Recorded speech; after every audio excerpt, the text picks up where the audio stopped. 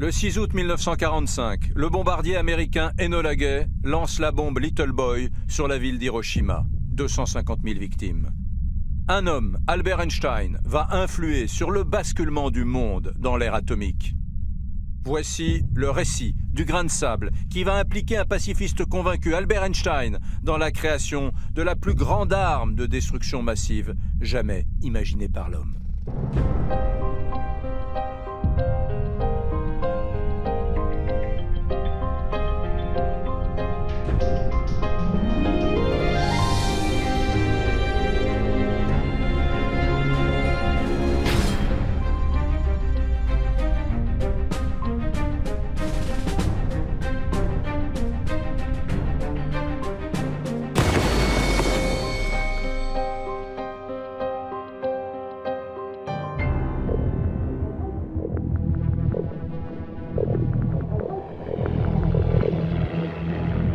Nous sommes le 6 août 1945 et il est 8h15 du matin.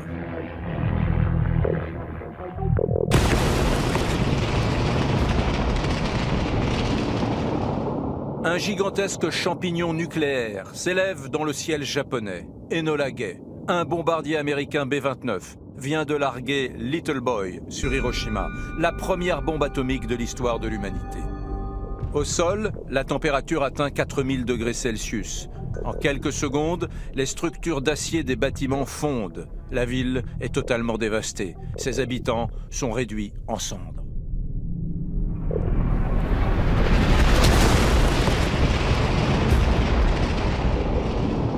Trois jours plus tard, Nagasaki est frappé à son tour. Le bilan humain de ces deux bombes est sans précédent, 210 000 morts, plus de 550 000 blessés. Pour la première fois de l'histoire, l'arme nucléaire vient d'être utilisée.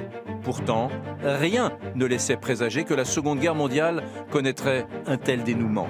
Les États-Unis ont longtemps refusé de travailler à la création de cette bombe atomique. Alors, pourquoi le président américain a-t-il finalement décidé de lancer l'impressionnant projet Manhattan, le plus grand plan de recherche sur le nucléaire?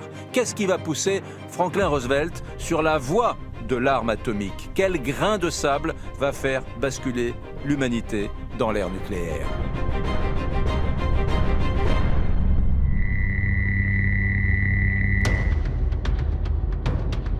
Mais alors, qui sont ces hommes qui, dans l'ombre, vont tout faire pour convaincre Franklin Roosevelt de doter les États-Unis de l'arme nucléaire? Comment vont-ils réussir à transmettre leur message à l'un des chefs d'État les plus protégés de la planète? Pourquoi le président américain va-t-il soudainement changer d'avis sur le nucléaire? Un homme va jouer un rôle déterminant dans ce revirement stratégique, Albert Einstein. C'est cette incroyable histoire, méconnue du plus grand nombre, que j'ai décidé de vous raconter aujourd'hui. Attention, maintenant, nous avons la réaction en chaîne, nous avons la bombe atomique.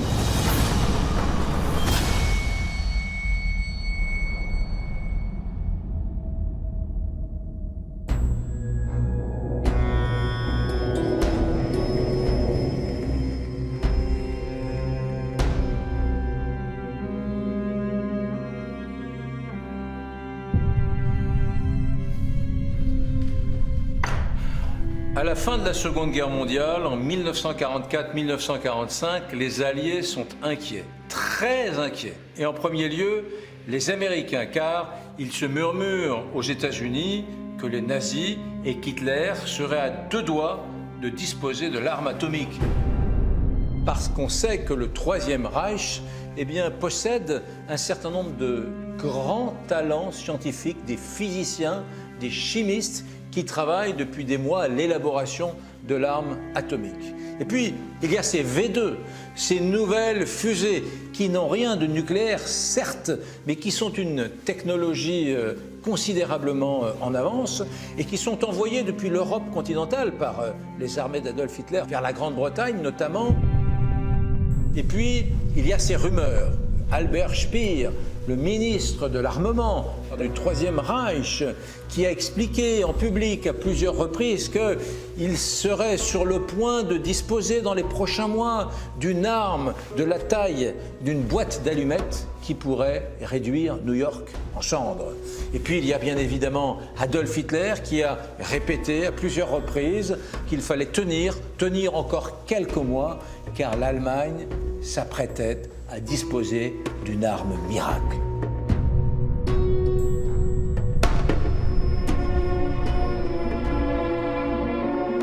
Albert Einstein, dont on dira qu'il fut le plus grand savant de notre époque, vient de mourir à 76 ans aux États-Unis, où il s'était installé voici 25 ans. C'était un homme déjà universellement célèbre qui était arrivé en 1930, abandonnant Berlin, d'où la menace du nazisme naissant l'éloignait avant de le bannir définitivement. À 26 ans, n'avait-il pas révolutionné le monde avec sa théorie de la relativité? Ne devait-il pas être à l'origine de la science atomique? Beaucoup considèrent aujourd'hui encore qu'Albert Einstein est le père de la bombe atomique. C'est faux, c'est en tout cas abusif. Einstein, c'est le père de la théorie de la relativité qui entretient un lointain cousinage avec la bombe atomique. Et pourtant, Einstein va jouer un rôle très important dans la création de la première bombe atomique. Tout commence en décembre 1938. La physicienne Lise Meitner et le chimiste Otto Hahn viennent de faire une découverte révolutionnaire, la fission nucléaire. Ensemble, ils signent l'acte de naissance d'une énergie destructrice. La réaction en chaîne est désormais possible et avec elle, la bombe atomique. Une découverte redoutable à la veille de la Seconde Guerre mondiale.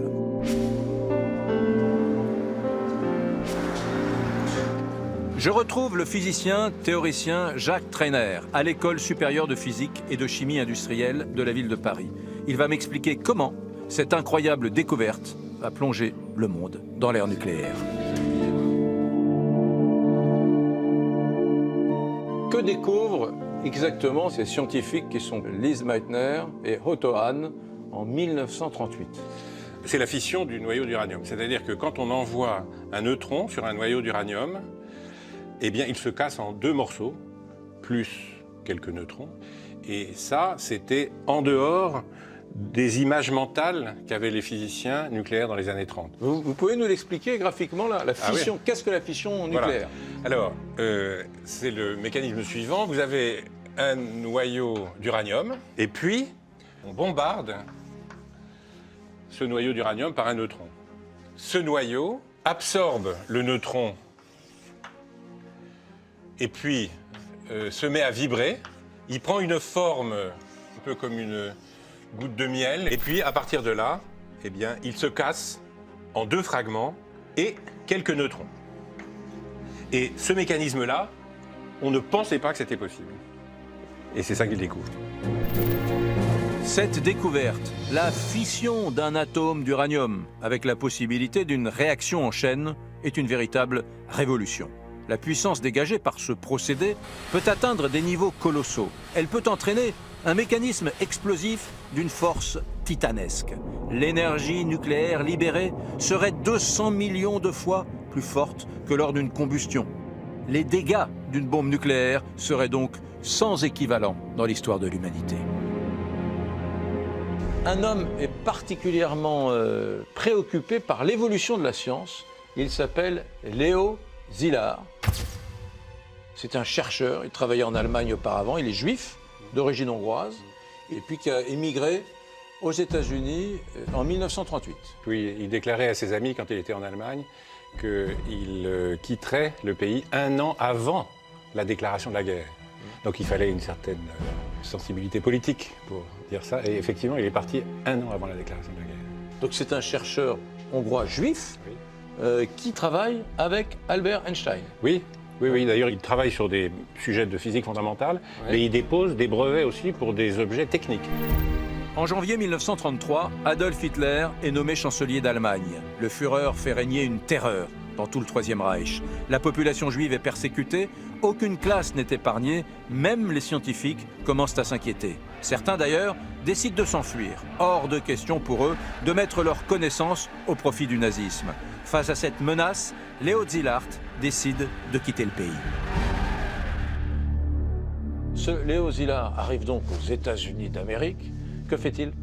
Alors c'est un physicien très atypique qui n'est pas rattaché à une université, à un labo, etc. Il est ici, il est là, il est ailleurs et il réfléchit aux problèmes qu'il pense être importants.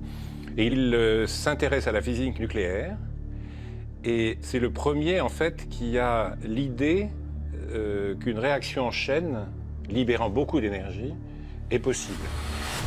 Et il a cette idée avant la découverte de la fission. Et quand il apprend par son ami Wigner, qui est aussi un émigré hongrois, que ce phénomène existe, la fission, là, il se dit tout de suite que, voilà, avec ça, on peut faire probablement des armes. Et si on peut faire des armes, alors les Allemands sont certainement en train d'y travailler. Il sait qu'il y a en Allemagne des collègues à lui qui n'ont pas fui Berlin et qui probablement travaillent sur la fission et travaillent sur une potentielle arme atomique. L'Allemagne, c'est une grande puissance scientifique. Enfin, il y a plein de physiciens de très grande valeur. Donc, il se dit que si lui comprend, et les physiciens américains comprennent qu'on peut faire des armes avec ça, ben les Allemands doivent comprendre la même chose aussi. Et ils sont absolument terrorisés à cette idée-là. Il n'y a pas de calcul chez lui? Ah non, pas du tout. Non, en fait, c'est lui qui est le plus inquiet, qui déclenche les signaux d'alarme avec le plus de vigueur, parce que c'est probablement celui qui a la vision politique, pas seulement scientifique, mais la vision politique la plus claire des dangers et des rapports de force et de ce qui est en train de se passer. L'inquiétude de Léo Szilard est d'autant plus grande que la vague nazie semble inarrêtable en Allemagne. Si une arme aussi destructrice venait à tomber entre les mains du Troisième Reich, elle pourrait changer le cours de l'histoire. Or, l'arme atomique, à cette heure, n'est plus une illusion.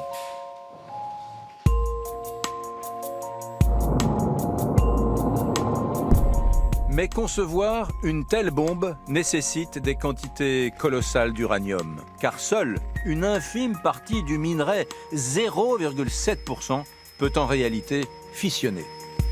Léo Szilard le sait, ceux qui mettront la main sur les gisements d'uranium seront les premiers à détenir la bombe atomique. Mais quel est ce minerai devenu ultra stratégique? Le géologue Michel Cunet m'a donné rendez-vous à la Cité des Sciences et de l'Industrie. Il est LE spécialiste de l'uranium. À quoi ressemble un minerai d'uranium? Un minerai d'uranium, souvent, ça ressemble pas à grand-chose. Donc c'est quelque chose souvent qui est assez noir.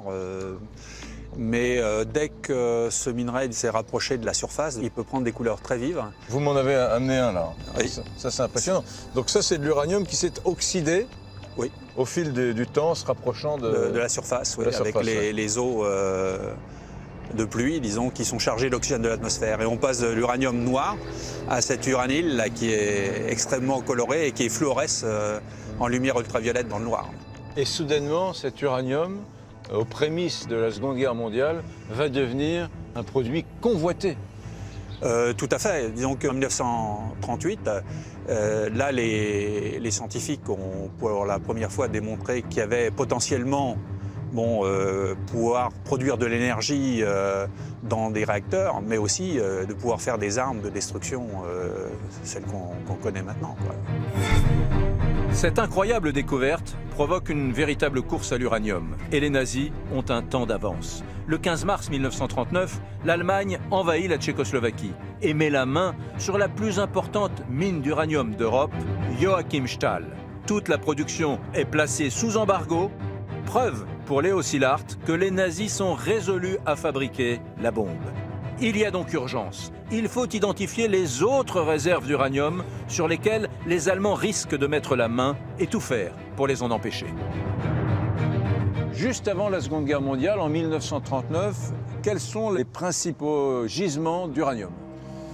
Alors bien sûr, c'est ceux de Tchécoslovaquie et du sud de l'Allemagne, là où l'uranium a été découvert au départ. Oui. Ensuite, on a le Congo belge. Congo belge. Avec la mine de Shinkolobwe. Il y a des mines aux États-Unis dans le Colorado. Ouais. Il y a des mines dans le Grand Nord canadien. Et puis, il y a également des petites ressources qui sont connues dans le sud de l'Australie. Ouais. Et puis en Europe, il y a une petite production qui vient de Cornouailles, ici en Angleterre, et j'irai un petit peu aussi au Portugal. Au Portugal. Donc, si on se résume, les Allemands sont quand même soucieux de faire main basse sur des gisements d'uranium. Alors rapidement, bon là, le Canada, on oublie, ils l'auront pas. Colorado, États-Unis non plus. L'Australie fait partie du camp des Alliés. Ils n'auront pas non plus les gisements qui sont en Angleterre, ça va de soi. Le Portugal, C'était pas très important. c'était pas très important. Non, c'est pas... Petit gisement. Ouais. Reste effectivement les minerais tchèques, ça c'est aux Allemands, ils sont à eux, mais restent les énormes gisements qui sont au Congo belge. Alors ça, j'imagine que ça doit être éminemment stratégique pour le Troisième Reich. Ah, c'est sûr, disons que c'était des minerais très riches et je dirais relativement faciles à exploiter. Donc, Ouais. Et oui, donc on comprend facilement que toute la stratégie alliée, ça va être d'empêcher absolument que les Allemands mettent la main sur ces gisements pharaoniques d'uranium qui se trouvent au Congo belge. Le temps presse. Il faut convaincre les Belges de mettre leur stock d'uranium à l'abri de l'Allemagne nazie. Mais comment alerter la Belgique de ce terrible danger? Le pays se trouve à plusieurs milliers de kilomètres des États-Unis. Léo Szilard a une idée. Faire appel à son émérite professeur, Albert Einstein. Même si ce scientifique n'a rien à voir avec la découverte de la fission nucléaire, il est un ami de la reine de Belgique, Élisabeth II. Elle lui fait confiance. Il peut donc, peut-être, la convaincre de protéger ses mines d'uranium. L'écrivain François de Closet connaît bien Albert Einstein. Il m'a donné rendez-vous à Berne, en Suisse. C'est ici, dans le centre historique de la ville, que le père de la relativité a vécu de 1903 à 1905. Bonjour.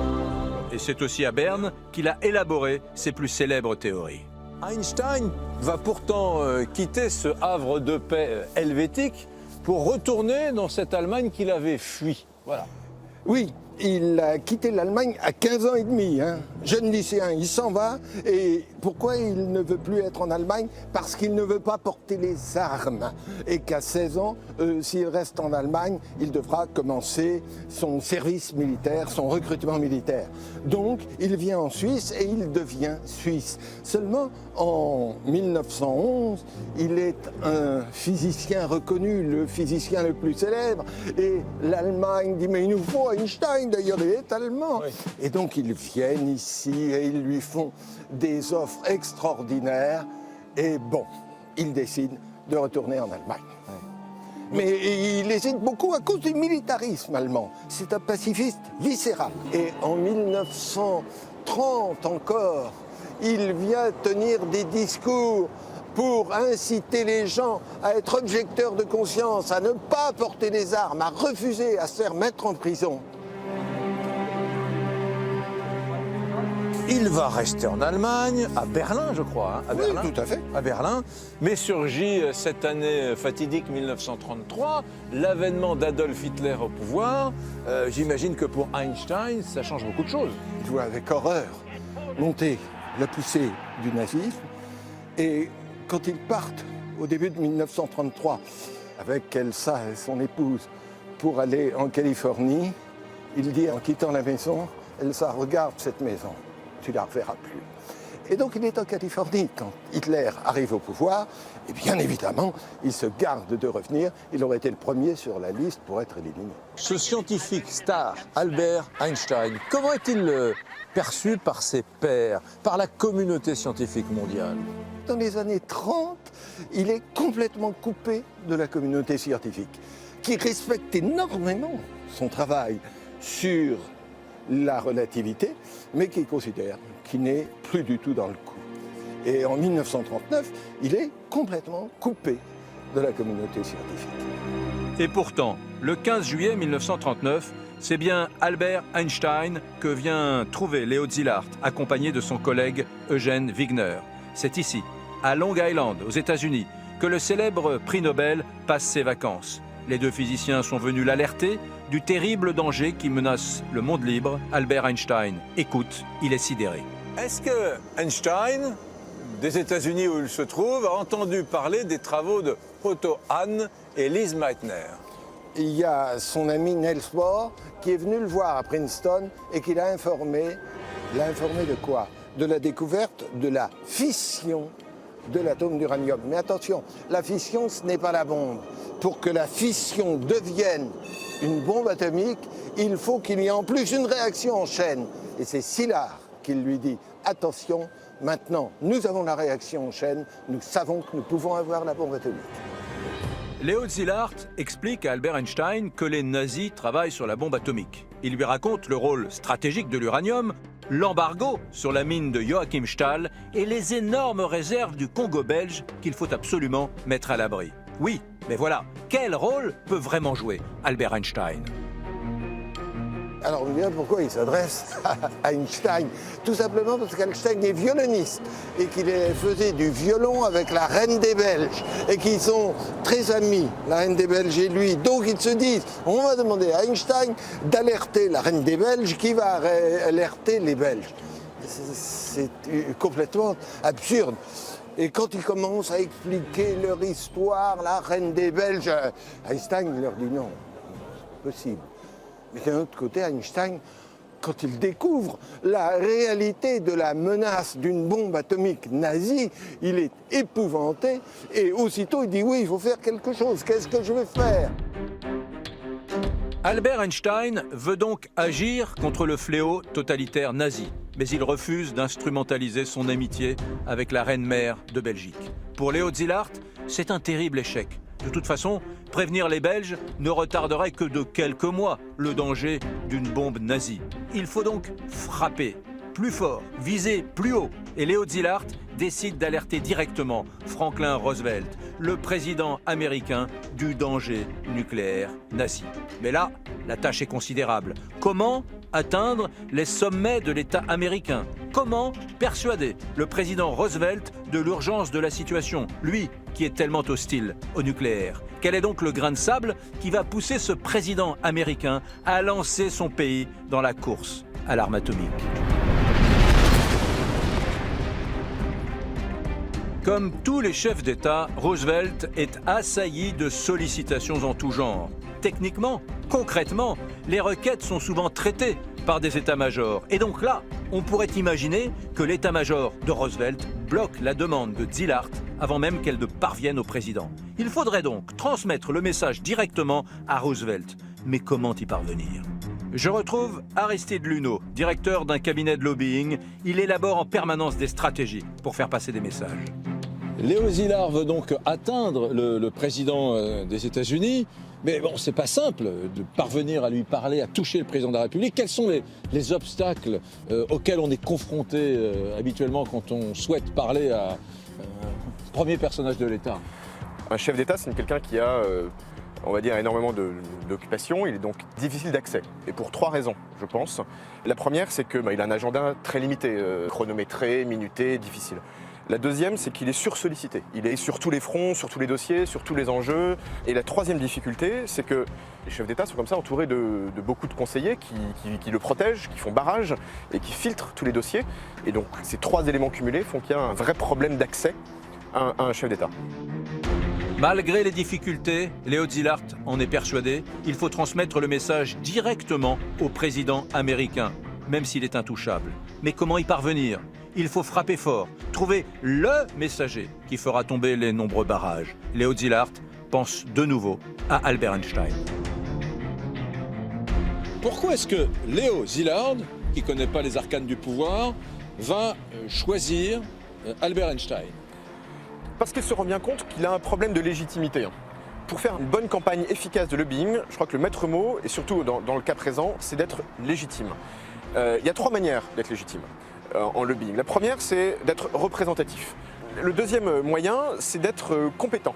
Et c'est le cas souvent dans des sujets qui sont peut-être moins grand public, plus techniques. Il faut arriver, pour être légitime, à prouver qu'on est compétent, qu'on sait de quoi on parle. Et le troisième aspect, c'est peut-être la notoriété, c'est d'être connu. Et donc Einstein, je pense, recouvrait un peu de ces 3 aspects-là. Il était représentatif, il venait d'Europe, il avait fui l'Allemagne nazie, il savait de quoi il parlait. Il est compétent, il a un prix Nobel de physique. Et le troisième sujet, il était évidemment très connu. Léo Szilard a une petite idée, une passion commune entre Einstein et lui. Albert Einstein aime beaucoup la voile et Roosevelt aussi. Est-ce que c'est un paramètre? Dans le lobbying, comme dans toute activité humaine, avoir des affinités en commun, ça permet de créer un premier contact facile, ça permet d'instaurer un climat de confiance. Pour autant, je ne crois pas qu'aucune décision politique à ce niveau de responsabilité se prenne sur la base d'une amitié ou d'une affinité.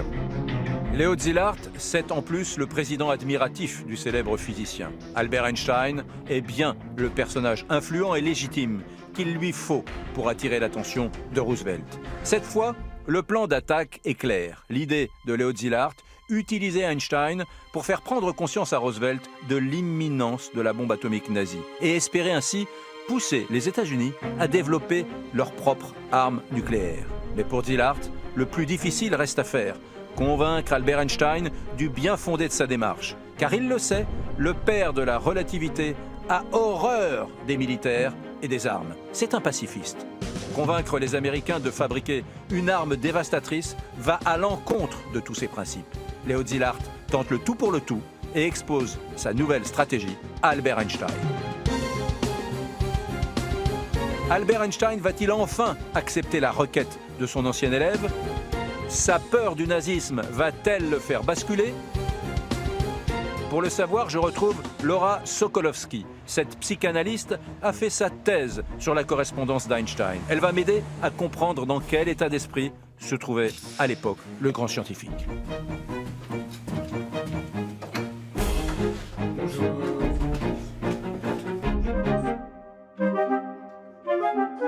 Lorsque Léo Szilard va voir Einstein, il connaît l'antimilitariste qu'il est.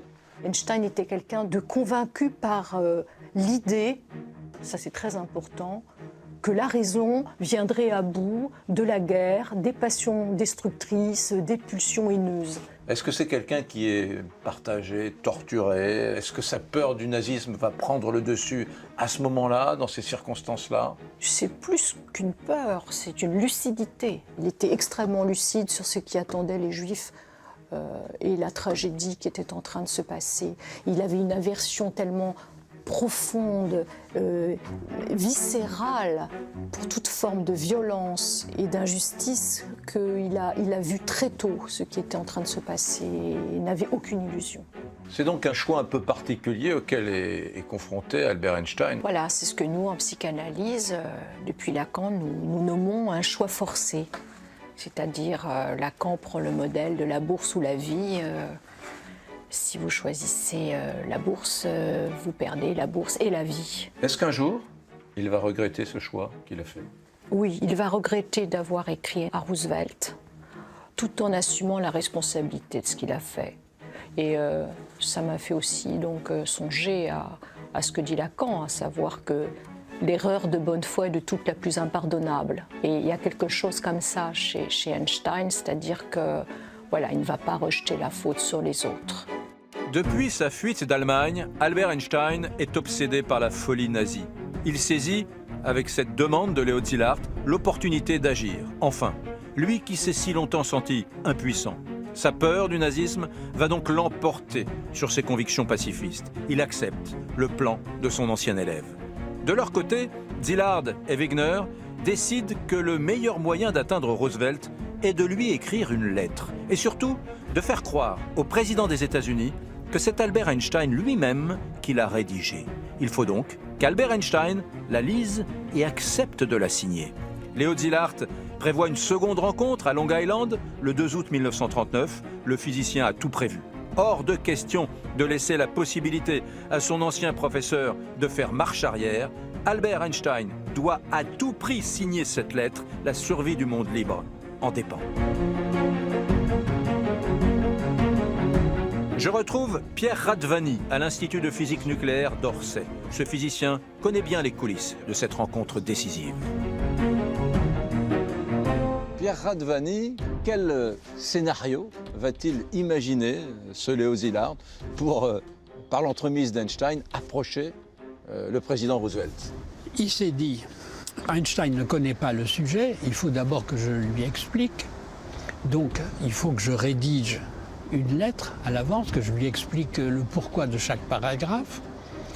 Et je vais préparer 2 lettres. une courte et une longue. Albert Einstein connaît les conséquences que ce courrier pourrait avoir sur l'histoire. Il hésite encore et encore au moment d'apposer sa signature. Léo Szilard et Wigner font tout pour emporter son adhésion. Alors Szilard lui montre les deux versions. Einstein dit d'accord, je vais signer la courte. Donc ce sont des ébauches de lettres, je dirais, Non, mais des brouillons. C'est des brouillons, mais des lettres déjà abouties. Est-ce qu'on sait si Einstein corrige un peu ce courrier, l'amende? Je ne crois pas qu'il l'amende beaucoup, parce que Szilard avait bien réfléchi, il était conseillé par Wigner. Enfin, non, je ne pense pas. Et puis, ce n'était pas le genre d'Einstein. De quelle langue est-ce que la lettre est écrite, pour l'anecdote? Alors, je suppose que cette conversation a lieu en allemand, parce que c'est la langue qui leur est familière. Mais la lettre, évidemment, doit être écrite en anglais, parce qu'on ne peut pas écrire au président des États-Unis. Enfin, si on veut être convaincant, il faut l'écrire en anglais. Léo Szilard a réussi son coup. Après avoir longuement hésité, Einstein accepte de parapher le courrier. D'ailleurs, officiellement, c'est lui, Einstein, qui demande à Roosevelt de tout mettre en œuvre pour développer l'arme atomique aux États-Unis. Voilà ce que disent Szilard et Einstein, bien évidemment. Ce nouveau phénomène pourrait conduire à la fabrication de bombes et on peut concevoir, bien que ceci soit beaucoup moins sûr, que des bombes extrêmement puissantes d'un nouveau type pourraient être ainsi construites. Une seule bombe de ce type, amenée par bateau et explosant dans un port, pourrait très bien détruire le port entier ainsi qu'une partie du territoire environnant.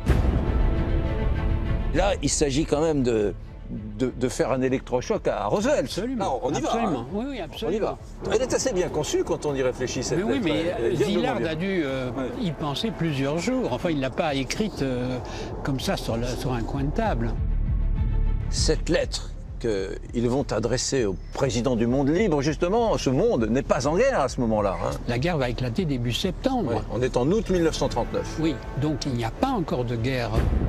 Ils estiment que le mieux, ce n'est pas l'adresser directement au président, mais de la faire parvenir par l'intermédiaire de quelqu'un qui est une connaissance du président. Alors il l'adresse à M. Sachs, qui est un ami personnel du président, mais Sachs va retenir la lettre.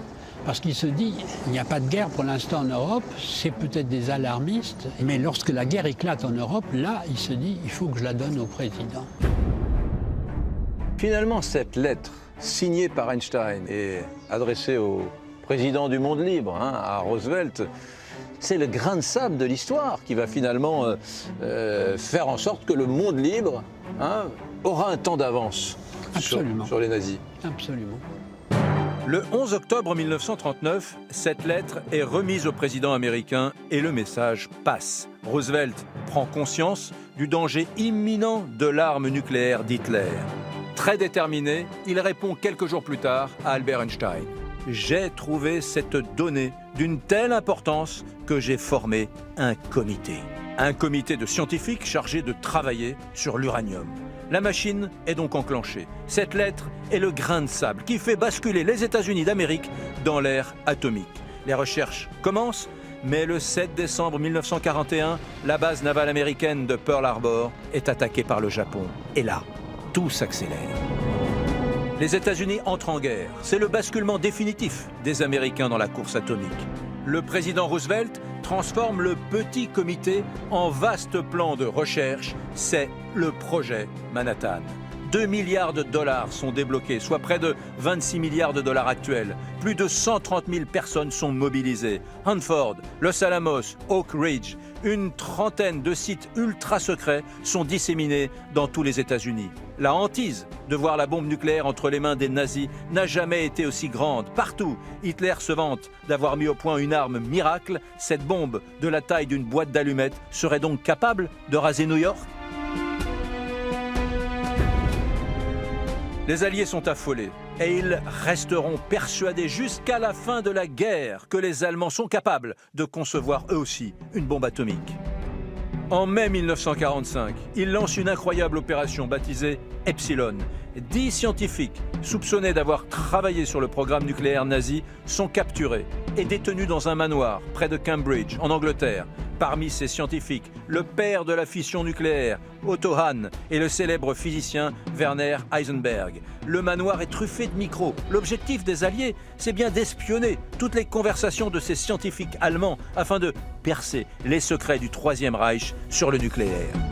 J'ai rendez-vous au théâtre de la Reine Blanche à Paris. Vincent Debost et Olivier Trainer préparent actuellement Fission, une pièce sur cette incroyable opération.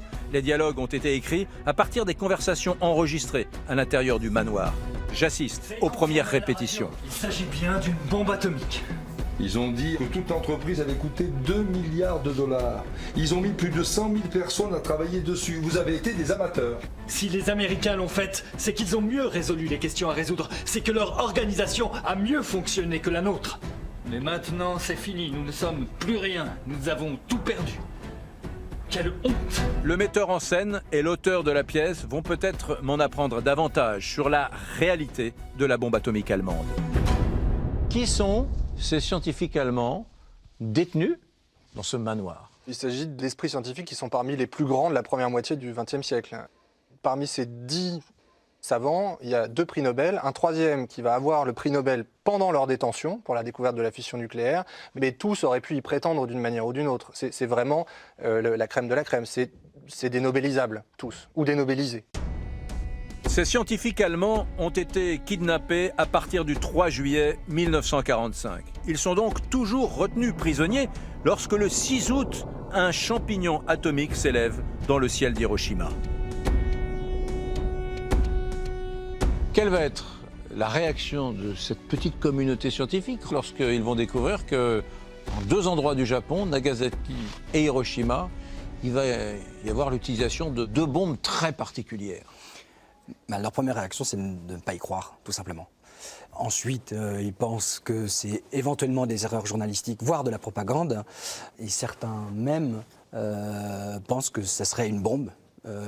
Mais conventionnelle, simplement d'un type plus classique. Voilà, plus classique, plus chargée, mais pas une bombe atomique. Ils n'y croient pas, entre autres, parce qu'ils pensent qu'ils sont imbattables. Que si eux n'ont pas trouvé, c'est pas possible que d'autres personnes aient trouvé. Ils savent quand même que ces Hongrois qui travaillaient avec eux quelques années plus tôt ont continué avec des équipes scientifiques à œuvrer aux États-Unis? Oui, des choses ont filtré. Ils savent qu'il y a une compétition féroce et que c'est à qui trouvera le premier. Mais ils pensent être en avance. Les scientifiques allemands découvrent Médusée, ce qu'ont réussi à mettre au point les Américains. Les Alliés ont donc été plus rapides qu'eux à créer cette arme absolue. On peut dire qu'il leur manquait quoi, peu ou beaucoup pour arriver au niveau qu'avaient atteint les Américains? C'était une question de moyens, mais pas seulement. Il y a un moment des choix qui ont été faits et qui ont aiguillé les équipes américaines dans une bonne direction et eux ont fait plusieurs mauvais choix. Et là, c'était pas simplement une question de moyens, c'était une question d'intuition. Par exemple, un des éléments cruciaux qui leur manquait, c'était la masse critique qu'il fallait pour la réaction en chaîne.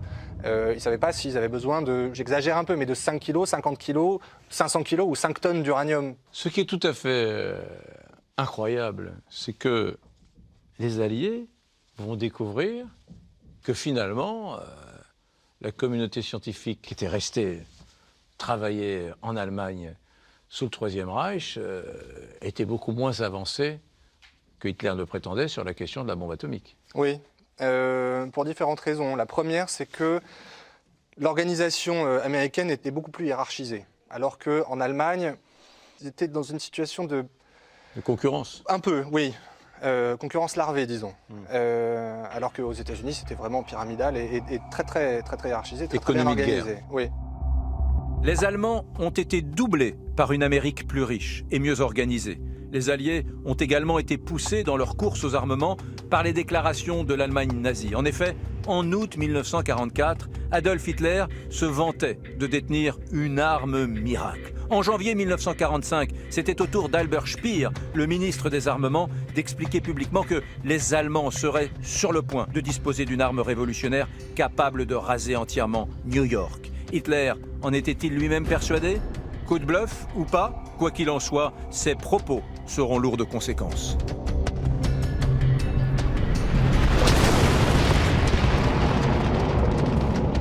Après avoir là, vraiment, c'est complètement fou de ma part d'oser ça, mais peut-être que c'est aussi dans cette envie de bluff d'épuiser les alliés en disant de toute façon vous ne la trouverez pas, donc perdez du temps, perdez de l'argent, perdez de l'investissement à travers ça, si vous êtes persuadé que je l'ai. Enfin voilà, je ne sais pas si c'est une envie de faire peur pour que les autres cherchent ailleurs et lui gagner du temps et gagner du terrain, parce que l'idée c'était la conquête territoriale plutôt qu'autre chose, mais après voilà.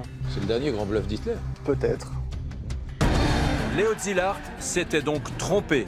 L'Allemagne nazie était loin, très loin, de la bombe atomique. Et le programme nucléaire allemand n'a jamais eu l'ampleur du projet Manhattan américain. Albert Einstein a donc accepté de signer une lettre convaincu par de fausses allégations. Une lettre pourtant lourde de conséquences avec un bilan humain sans précédent, 210 000 morts et plus de 550 000 blessés. Le 7 août 1945, le drame d'Hiroshima est rendu public dans les médias du monde entier.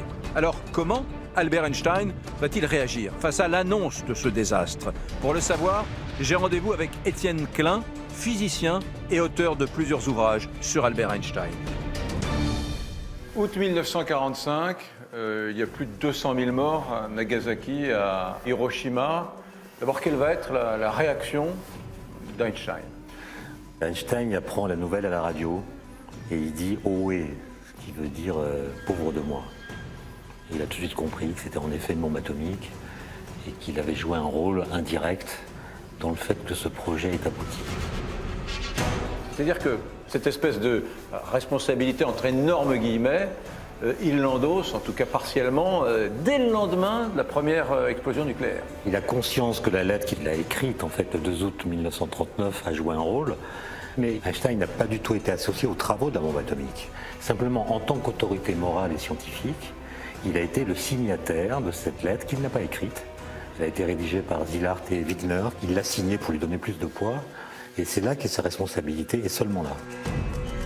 Pour autant, Albert Einstein est dévasté par les tragédies d'Hiroshima et de Nagasaki. En signant cette lettre, il en est convaincu, il a appuyé sur le bouton de l'arme la plus dévastatrice du monde. Albert Einstein lui-même va avoir probablement un regard plus dur que le vôtre sur cette lettre et sur le rôle qu'il a joué, lui, sur l'évolution du monde. Lorsque les Allemands arrêtent la guerre, en mai 1945, il écrit une lettre pour demander que les travaux sur la bombe soient interrompus. Et donc, je pense qu'il a fait ce qu'il fallait pour que la bombe n'explose pas. Il l'a rendu possible, mais il a ensuite essayé de faire en sorte qu'elle n'explose pas. Parlons de la responsabilité du scientifique au sens général. Un scientifique n'est jamais responsable à l'avance de l'usage qui va être fait de ses travaux. Les scientifiques changent l'histoire, ils peuvent faire des découvertes qui vont bouleverser notre puissance, par exemple, mais ils ne sont pas les seuls à déterminer cette histoire. Et donc ça interroge à la fois leur travail, leur responsabilité personnelle, mais aussi notre façon collective de gérer les connaissances et l'usage que nous en faisons. Une responsabilité collective qui n'empêche pas Albert Einstein de reconnaître son rôle. Il s'en voudra d'ailleurs toute sa vie d'avoir signé cette lettre. Peu avant sa mort, il avouera au physicien et prix Nobel Linus Pauling « J'ai fait une grande erreur dans ma vie quand j'ai signé cette lettre ». Dès 1945, après la défaite allemande, Albert Einstein considérera que la bombe atomique n'a plus de raison d'être. Comme pour gommer son traumatisme, il s'engagera alors pour le désarmement nucléaire mondial. En 1950, Albert Einstein passe à la télévision américaine, et alors là, pardon, mais il balance. Il dit « La bombe à hydrogène est apparue publiquement comme étant à portée de main. Si elle est menée à bien, l'empoisonnement radioactif de l'atmosphère et donc l'anéantissement de toute vie sur Terre doivent être considérés comme techniquement possibles. » Il s'oppose à la course à l'armement. Les bombes à fission, celles d'Hiroshima et de Nagasaki, étaient d'une puissance incroyable. Il y a 1 gramme de matière seulement qui s'est transformé en énergie. Ça a détruit 2 villes. Les bombes à hydrogène sont encore plus puissantes. Pourquoi toujours plus de puissance? C'est la question que pose Einstein. Et il se dit finalement que les moyens techniques que nous avons désormais sont trop importants pour qu'on puisse faire la guerre. Et donc il faut arrêter tout ça, sinon on risque, et c'est ce qu'il dit dans l'extrait que vous avez lu, d'anéantir toute vie sur Terre. Il devient militant... Militant pacifiste, comme il l'était avant l'arrivée d'Hitler au pouvoir. Albert Einstein sera dès lors en cohérence avec ses opinions pacifistes de jeunesse. Il deviendra l'un des plus ardents personnages publics à dénoncer la course aux armements entre les États-Unis et l'URSS, et cela jusqu'à la fin de sa vie. Il y a ce manifeste, Russell-Einstein aussi, que Einstein signe quelques jours avant sa mort, en 1955, avec d'autres prix Nobel, voilà, appelant les grandes puissances à rechercher des solutions pacifiques aux conflits internationaux. Donc ça donne quand même une couleur très particulière à ses 10 dernières années de vie, quoi, après Hiroshima jusqu'à sa mort en 1955. En effet, il a voulu accomplir là un geste qui soit le contraire du geste qu'il avait accompli en 1939. Ça n'a pas eu le même effet. Ça n'a pas arrêté la course aux armements, même si ça a fait naître une conscience que l'humanité entrait dans une nouvelle phase et qu'elle ferait bien de réfléchir aux moyens techniques qu'elle se donne. Que serait-il advenu si cette lettre n'avait pas existé, si elle n'avait pas été écrite et signée par Einstein? Peut-être que les bombes n'auraient pas été prêtes au mois d'août 1945, peut-être que la guerre du coup aurait duré un peu plus longtemps contre le Japon, et avec des si, ensuite vous faites toutes les inventions qui vous viennent à l'esprit. Oui, mais cette lettre fut signée et Albert Einstein assistera impuissant à la course aux armements entre les États-Unis d'Amérique et le bloc soviétique. Cette fois-ci, la plume n'aura pas été plus forte que les armes. Quelques mots auront en effet précipité non seulement les États-Unis, mais également le monde dans l'ère atomique. Paradoxe savoureux, cette simple lettre, écrite en 1939 et signée par Albert Einstein, dont l'objet était d'empêcher le déploiement de la barbarie nazie sur l'Europe, eh bien, aura eu un second effet. À partir de 1945, ce second effet, c'était l'accélération de cette course à l'arme atomique entre deux acteurs fondamentaux, le bloc occidental, incarné par les États-Unis, et le bloc soviétique, sur fond, vous le savez, de guerre froide. Mais ça, c'est une autre histoire.